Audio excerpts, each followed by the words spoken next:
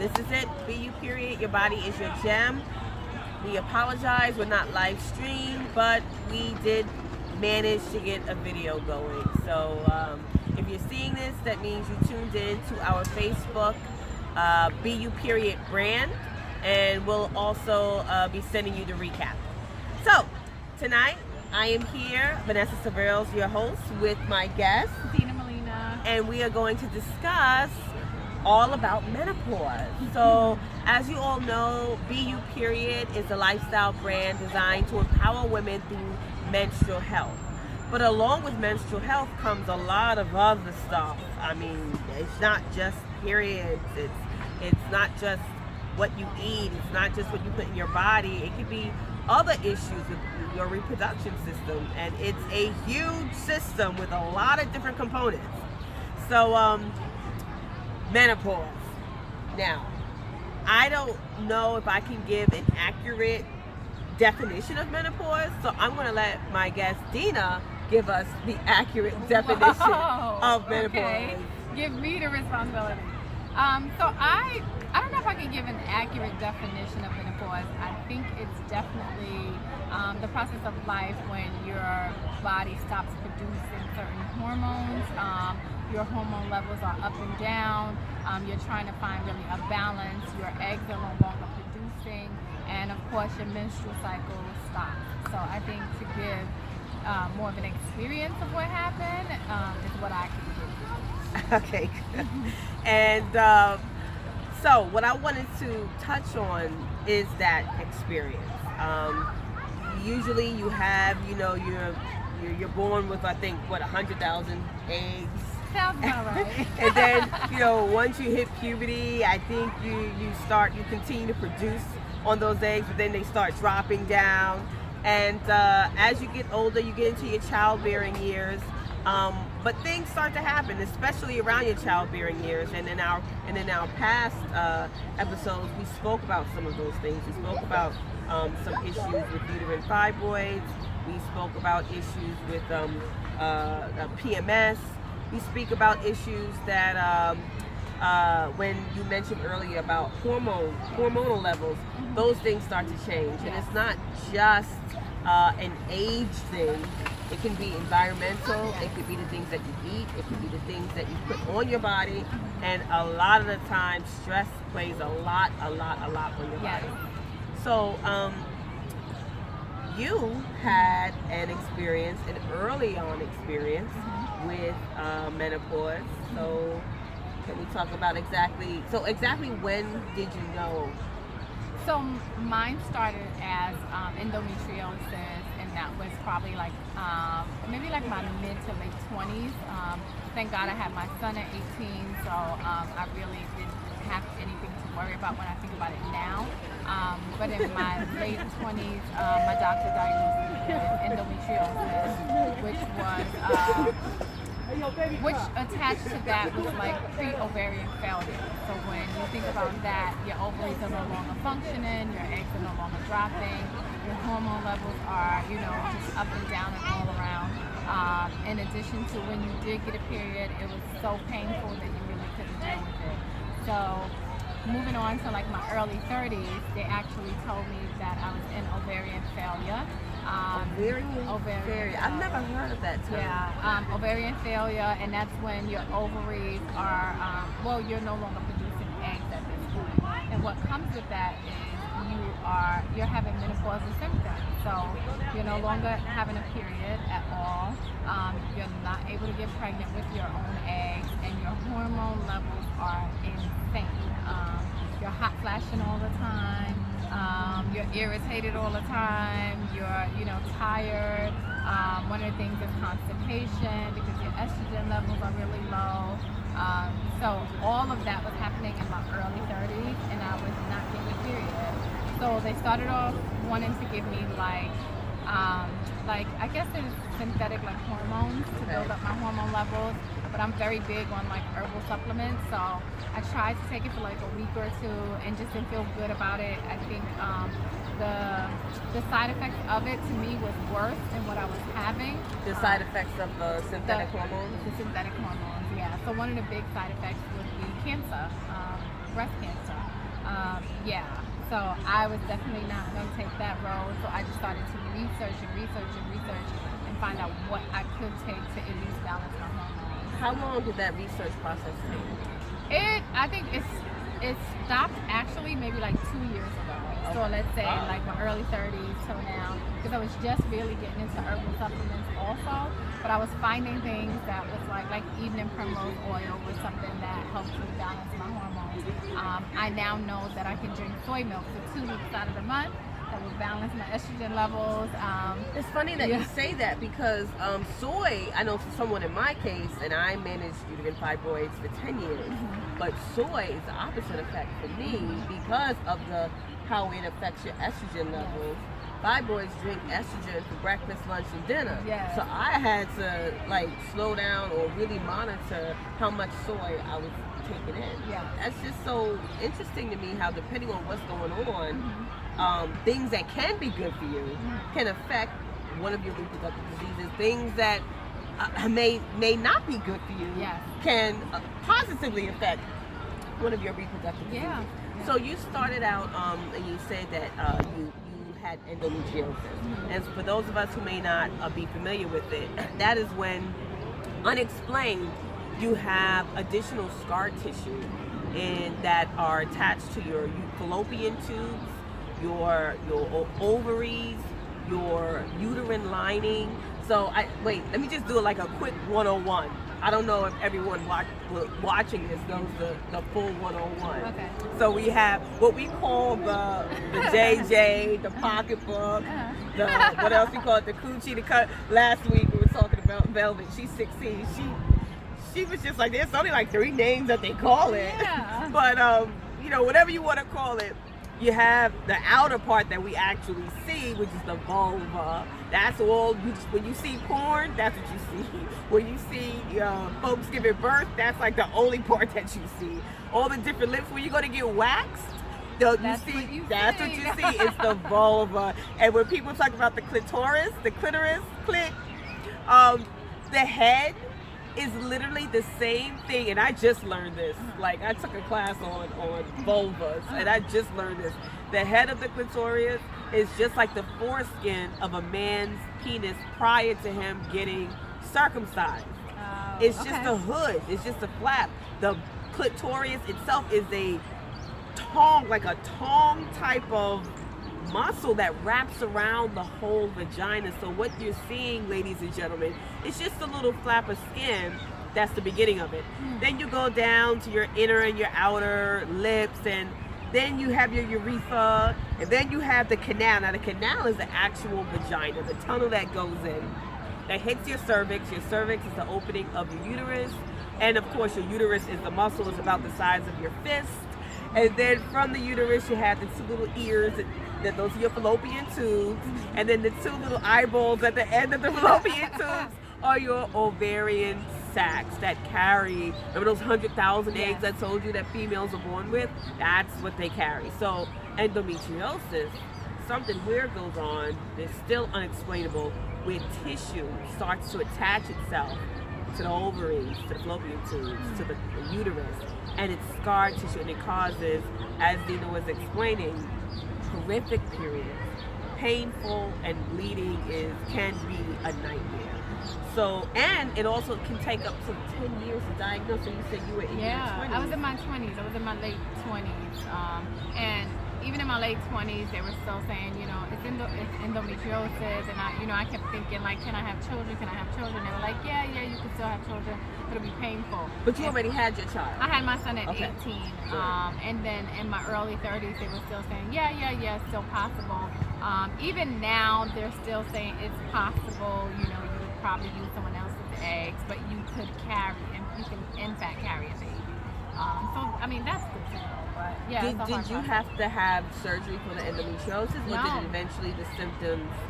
Well, what happened was I actually just really left it alone at that point. Like, it was painful, and I just went through it. I always had like kind of painful periods anyway as a younger person, and then they just like poke and prod, and every time you go to the doctor, they want to give you a new test. Something new has happened, they want to give you that. And for me, I eventually got tired of just doing all the tests and things like that. So I was just like, you know, I'm just not going to go back. I was like, I'm not going to go back. I'm just going to go for my regular GYN appointments. I already know what they're saying it is. I'm not going to a specialist, things like that. And I just didn't. So you took more of a non-traditional route. Yep. And when did your periods actually stop, or did they ever really fully stop? So my periods, when I had my son at 18, I took Depo-Provera for maybe about 5 to 7 years after him. And when I came off of the Depo-Provera, when I stopped doing that, I must have had like 3 periods in that year, and one of them was like, you know, produced by them giving me hormones. So I never really seen a period back after that. You know how many women are probably like, oh my gosh, I wish I had that. Yes. But they don't realize everything that comes along. Everything with that comes in, it. because I was also like, yes, like no periods, beach all the time, you know, sex all the time, can't get pregnant. But, you know, with that comes the menopausal symptoms. Yes. And what I recently found out, because I was like, oh wow, like, you know, I can be already done with menopause. I found out that there was a time in my life where it was just from the ovarian failure, like the symptoms. It wasn't menopause. And it was just recently that I went to a doctor to get tested that she said, oh, you're already gone through menopause, like you've already done that. But she said it was only in the last like 4 to 5 years that you did that. So the rest of the years from my late 20s to 30s, like mid 30s, that was just all the effects of the endometriosis and the pre-ovarian failure. Yeah. So you can think that it's menopause, but it's not. So, I mean, menopause was something separate from the endometriosis and the ovarian failure. Wow. But the symptoms are so similar that you wouldn't even realize it. Yeah. Okay, so now, you mentioned sex. Mm-hmm. Did your menopausal symptoms interfere with sexual desire? All of it, yes. And that was in my... And if so, how did you manage? Oh my God. Y'all are like all of it. But I think when I was like 33, I was in a relationship with someone, and you get like a dryness down here, and it's like this horrendous dryness where nothing helps it, no lubricant, no anything, and it's painful. Like sex is very painful. You really don't have the desire to have sex. You know, you're just like, I mean, I think in your brain you're like, I would love to have some sex right now, but your body is definitely like, no sex. But it was hard because I was dating someone that had a very high sex drive, and he was not understanding at all. Like, he was just like, what's happening? And yeah, that was like the demise of our relationship too.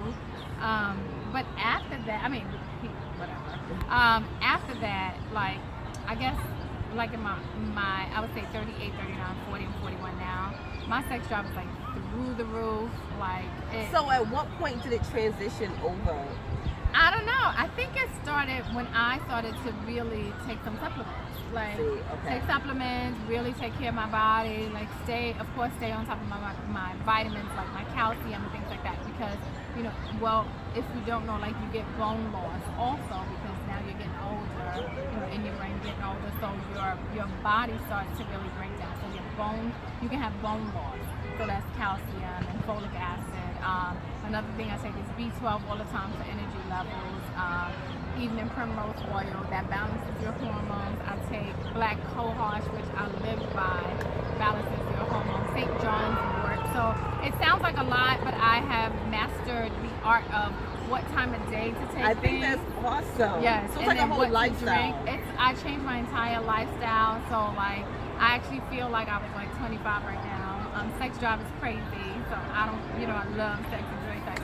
But I think once I did that, it was just like, you know, I'm not gonna just lay down and die and like feel like I'm just gonna become this old woman. I was like, no, it has to be some herbal supplements. And I started to look at the bottle of things that they gave me, and I started to research the names on the bottle, and I'm like, has to be an herbal supplement. This has to be and I didn't want to take things like estrogen because it's over the counter and there's so many chemicals in it. So I was like finding the root of everything and like, you know, taking it to see if it worked, and then grabbing some other things. And then I was talking to other women who had menopause that was all the way herbal, and they would say, well, you know, try to take this in addition to what you're taking. And I would take it, and it worked. So now I've mastered like 3 times a day. I'm taking like, you know, 3 separate types of vitamins, and it helps a lot. And then I also eat a lot. And you're not on any medication? No medications at all. So your lifestyle is management through what you eat, through supplements, Yep. not just regular supplements, not over-the-counter supplements, but root supplements, and your attitude. So just tapping on your attitude a bit. Was there ever a point where you felt like low? Like, I know you said you Yeah. wasn't just going to sit there and just let this thing take over you like that. And when was that point?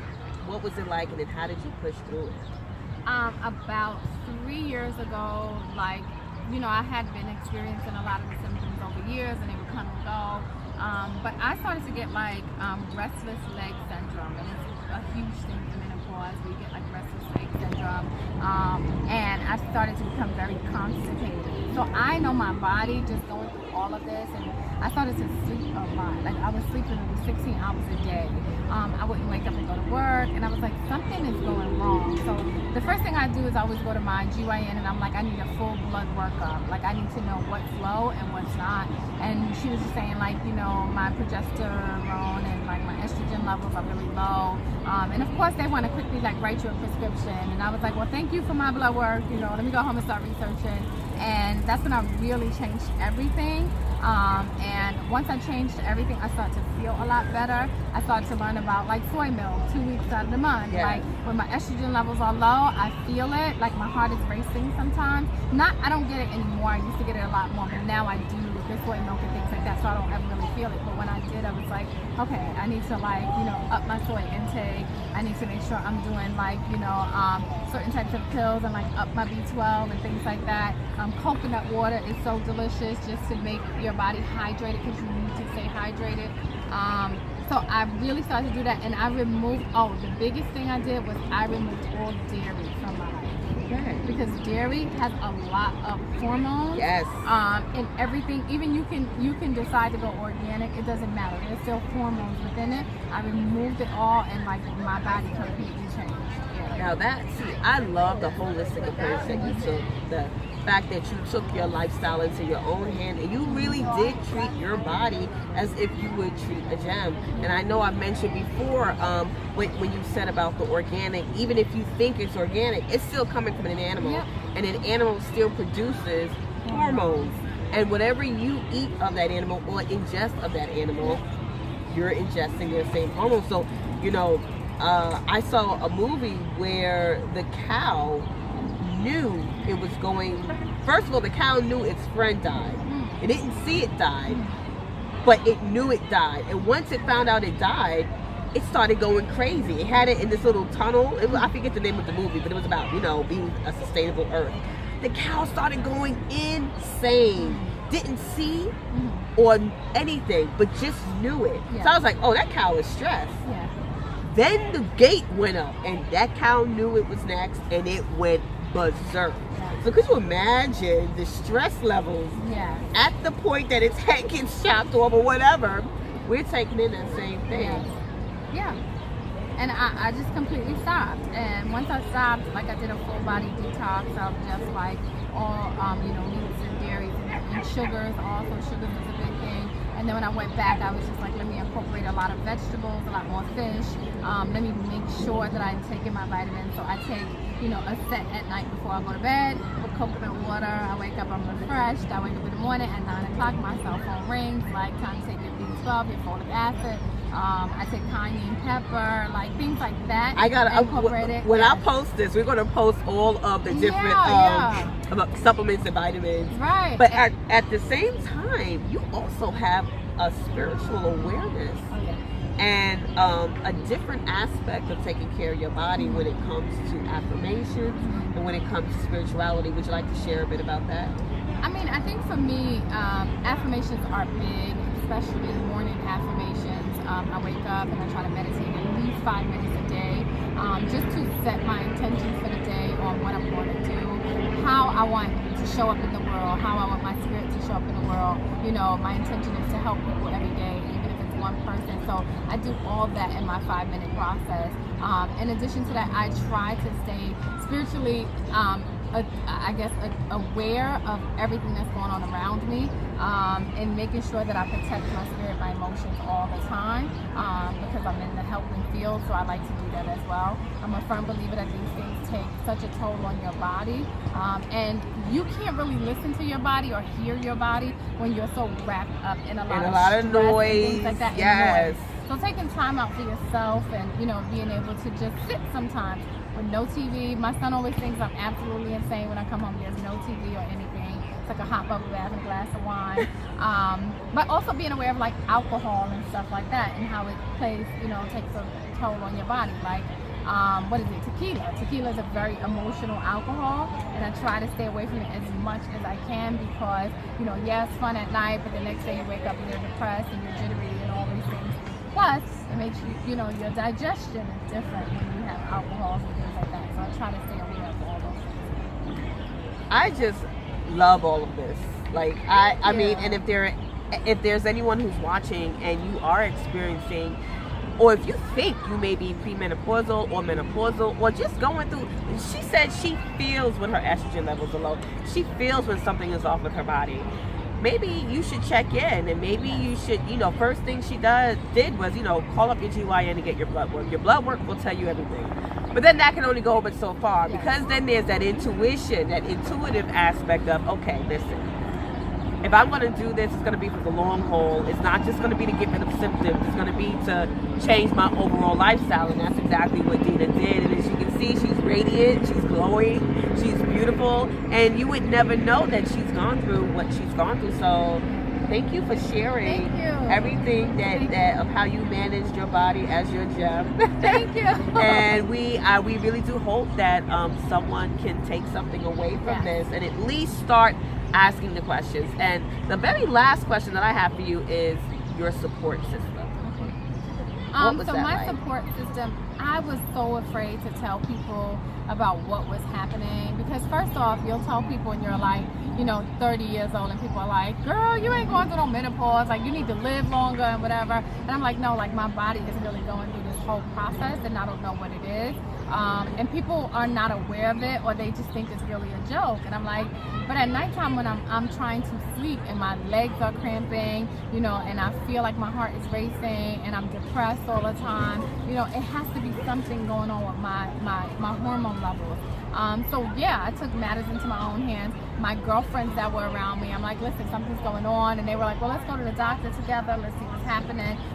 They were a big help, and my GYN was an herbal. She was a Buddhist first off. She believed in herbal supplements, a lot of homeopathy, and I made sure to check in with her, and she was very kind about everything. So that also helped. And also, seeing someone that can provide you with herbal, information about vitamins and things like that. Yeah. So that was my support system, became all natural, all around, even down to my GYN. I was just like, I don't even want to see the regular person that wants to give me, prescriptions. I want to see someone that is like, no, we can find something herbal to help you. So that's important. It's very important when you have a doctor specifically or a professional who's actually listening to who you are, what you like, what you respond to. I think it helps make the process that much more effective and easier. Yes. Well, thank you. Thank you, ladies. It was a pleasure. And thank you all for tuning in. Please follow us at BUPeriod.com, BUPeriod.com. We'll be posting this on our Facebook page.